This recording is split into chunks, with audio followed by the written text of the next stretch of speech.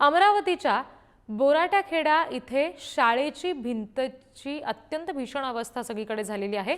एकाच वर्गखोलीमध्ये 5 वर्गातल्या 38 विद्यार्थ्यांना शिक्षणाचे धडे दिले जात आहेत। जिल्हा परिषद शाळेच्या इमारतीची सुद्धा दुरवस्था झालेली आहे। नवीन शाळेच्या वर्गखोलीचं काम 4 महिन्यापासून अपूर्णच आहे। अमरावतीतली ही बातमी आपण बघतोय। जिल्हा परिषद शाळेची अत्यंत दुरवस्था झालेली आहे। नवीन शाळेच्या वर्गखोलीचं सुद्धा काम 4 महिन्यापासून अपूर्ण आहे।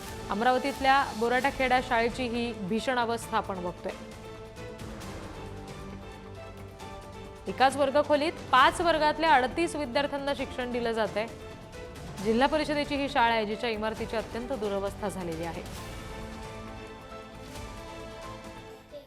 इथे वर्गखोली जेव्हापासून हे रूम पडल्यामुळे इथं दुसऱ्या रूमची अपेक्षा होती, लवकर बांधकाम होईल। मात्र ते बांधकाम जे आहे ते थोडं संथ गतीने चालू असल्यामुळे अजूनपर्यंत आमचं बांधकाम पूर्ण झालेलं नाही।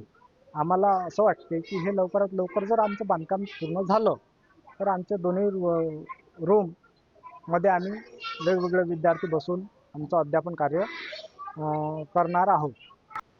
शाळा ज्या आहेत त्या पडक्या आहेत, वर्ग पटसंख्या भरपूर आहे, परंतु जे खोल्या आहेत त्या अतिशय कमी आहेत, तोडक्या आहेत, बरेच दिवसाचे जीर्ण झालेले आहेत। या संदर्भात मी माननीय जिल्हाधिकारी, माननीय CO जिल्हा परिषद यांना वारंवार पत्रव्यवहार केला आहे।